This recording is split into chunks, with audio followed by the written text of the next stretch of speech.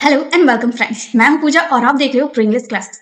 Would would एक ऐसा topic है जो बहुत ही ट्रिकी अनकंफ्यूजिंग होते हैं, इसलिए मोस्ट ऑफ द स्टूडेंट ऐसे होते हैं जिनमें वुड के यूजेस को समझ नहीं पाते हैं।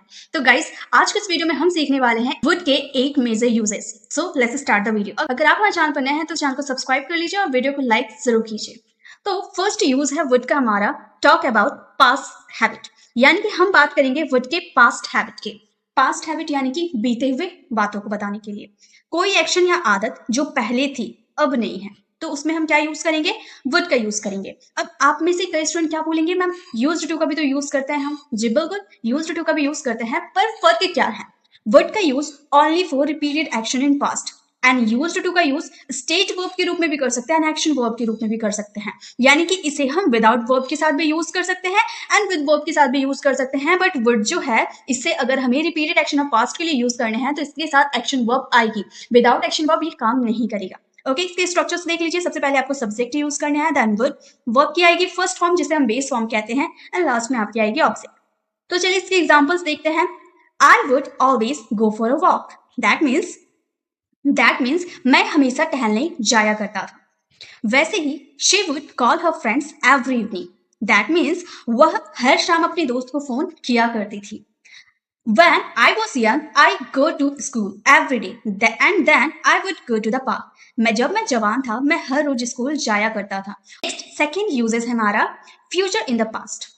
फ्यूचर इन द पास्ट यानी कि इन शॉर्ट आप कह सकते हो रिपीटेड स्पीच, रिपोर्टेड स्पीच के लिए यूज होता है। नरेशन आपने पढ़ा होगा ना, नरेशन जैसे विल का पास्ट फॉर्म हमारा वुड होता है। अगर आप डायरेक्ट स्पीच बोलते हो तो वहां पे आप विल का यूज करते हो जब हम पास्ट में फ्यूचर इवेंट की बात करना हो।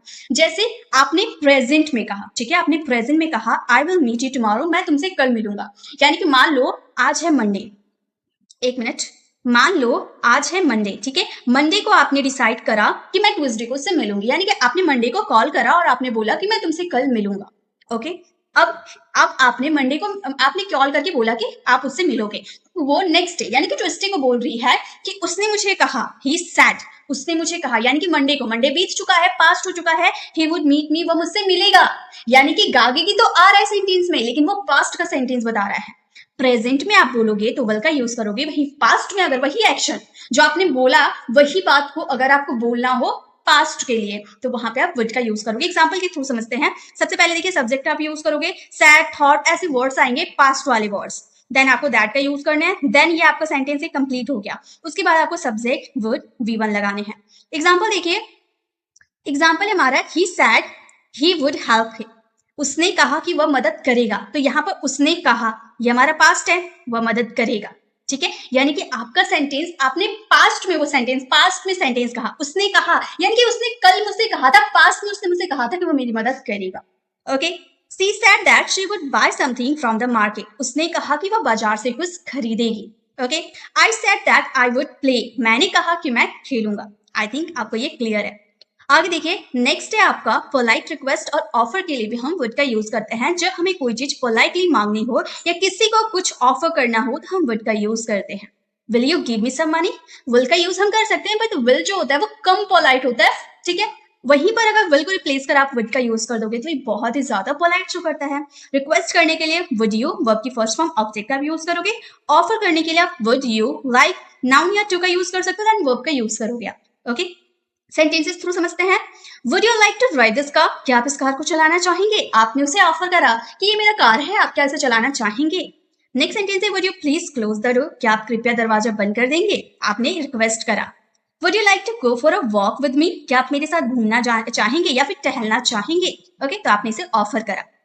नेक्स्ट है आपका सेंटेंस, नेक्स्ट आपका यूजेस है टू एक्सप्रेस अ प्रेफरेंस, आप अपनी चॉइस, प्रेफरेंस बताने के लिए भी वुड का यूज करते हो।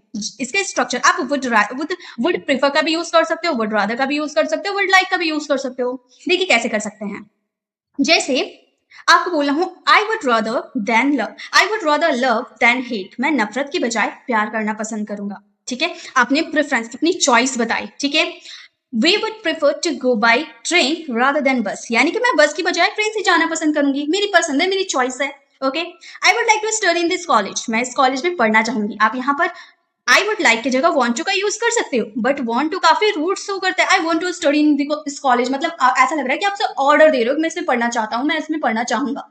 नहीं ऑर्डर आपको नहीं देना है, आप थोड़ा पोलाइटली बोल रहे हो तो वुड लाइक टू का यूज कर सकते हो। ओके, चलिए आगे देखिए। नेक्स्ट हमारा फिफ्थ यूज है second conditional sentences use to talk about imaginary और हाइपोथेटिकल सिचुएशन, यानी कि काल्पनिक परिस्थिति में हम वर्ड का यूज करते हैं।